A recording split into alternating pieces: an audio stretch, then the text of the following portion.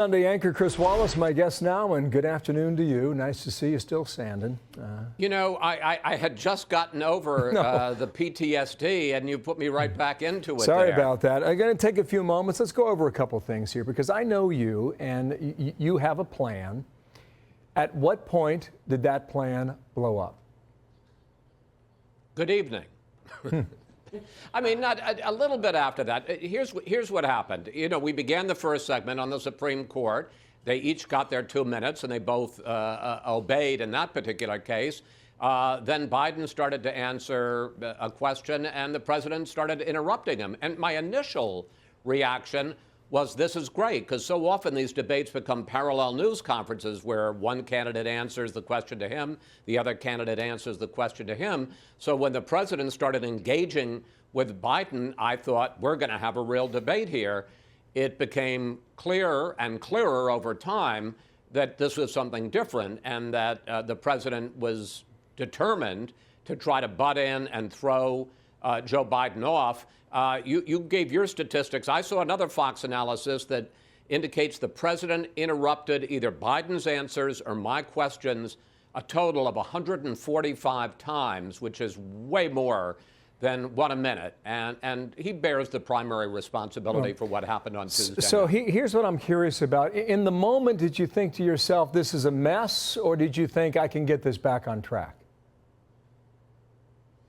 Well, your initial thought is that the president is interrupting too often. When I'm doing Fox News Sunday, my thought is when two people are talking, you can't hear either of them. So I kept trying to get the president to stop and let Biden finish his answer and let them go back and forth. And then it kept escalating. So, in the beginning, I was cajoling.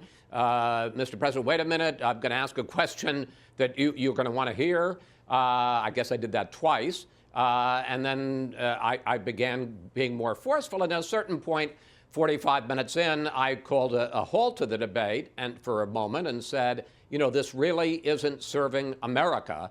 And please stop the interruptions. And the president said, well, why don't you admonish him? And I said, because you're doing a lot more of the interrupting, Mr. President. Biden was doing some, no question about it, but less than half as many times as the president. Was it your view that the president had more volume, and you heard that more than perhaps Joe Biden? He certainly talked louder, but he also talked more often. I mean, as I say, the Fox News analysis 145 times. The frustration here, Bill, is this, that here was my debate book. And literally hundreds of man hours and woman hours between me and my researcher went in to try to prepare a serious, substantive debate on so many issues. Biden's tax and spending plans, Trump's climate and environmental policies. I was really hoping for the debate that I think America wanted to see, which was a serious exchange of views. And I felt like I had gotten together all of the ingredients. I had baked this beautiful, delicious cake. And then, frankly, the president put his foot in it. And that was frustrating for me because I tried hard to prepare for a serious debate.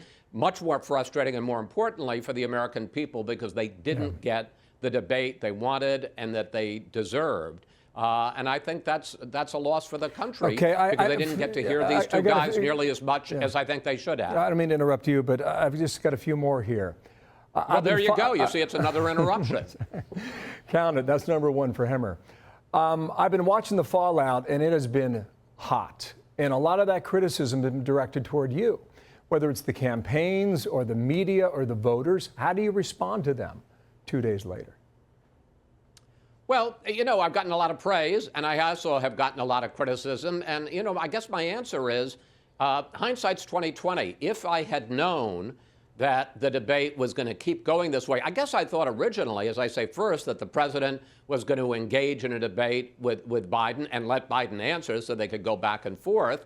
That was a misapprehension. Then I thought maybe the president's going to do this in the first segment, try to rattle Biden. When that didn't work, I thought, and I think he would have been well advised to pull back and let Biden talk more because Biden's answers weren't always great. In fact, sometimes I think if the president had stepped back and let Biden give his answers, he could have been more effective in picking them apart. And it was only, 45 minutes in that I realized what just a total mess and disservice this was to the country, and to try to stop it. Do I wish I had stepped in earlier? Yes, but as I say, hindsight is 20/20. Yeah, the president said at one point it's 2-on-1. He felt like he was debating you and Joe Biden. Others have suggested that Joe Biden didn't answer a lot of the questions that are in that notebook right there about the filibuster and the Supreme Court. Have you gone back to look at Tuesday night? He answered the question, but as I say, I think the president made a mistake because so often he would butt in and prevent Joe Biden from answering or not answering. I think he would have been well advised, and not that he needs my advice in the next two debates. Let Biden answer. Then you can pick it apart. I don't disagree with that. I compared the analogy I drew was, Joe Biden was about to dive off the diving board into the pool, and the president pulled him back and kept him on dry land. Have you gone back to watch Tuesday night, or will you? Oh, God, no. Oh, God, no. No, it wasn't something that I wanted to revisit. I'll probably, look, it took me 4 years to rewatch the Trump-Clinton debate from 2016, which I very much enjoyed.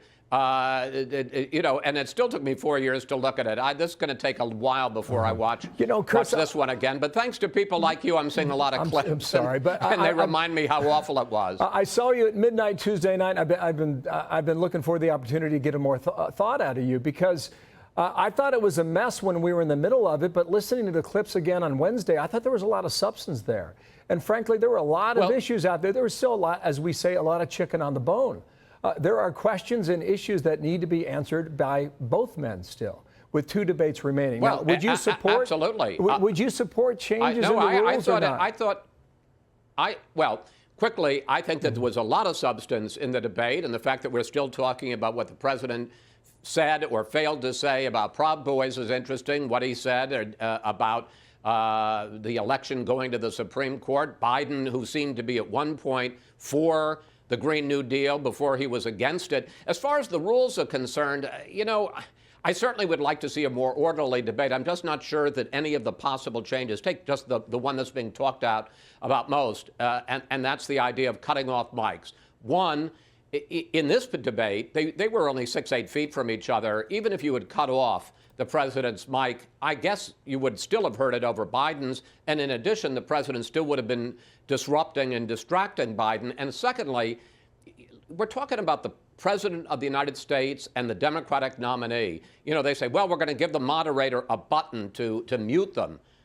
Boy, I don't want to be in the position of saying, I'm going to interpose myself between the president and the public and say, you can't hear what he has to say now. I think that's a pretty tough spot it's pretty subjective, to put any moderator in. Last question, town hall next in a little less than 2 weeks. Is it different this time, the next time? Well, if I had one piece of advice to give Steve Scully, who's going to be the moderator for that, I would say take the citizens, take the real people that are going to be there and use them as a shield. So if one, and look, maybe it'll be Biden interrupting Trump this time. If you feel it's unruly, say, look, these are real people with real problems. Let them ask their questions and let the other person answer their questions. So I would use the fact that you're talking to real people and it's not just two politicians and a journalist as an opportunity to try to keep some order. Thank you, Chris. Nice to see you. I got back to New York and they said, how was Cleveland? I said it was fine until the game started. You have a good day. Appreciate your time and your thoughts today. Thank you. Chris Wallace.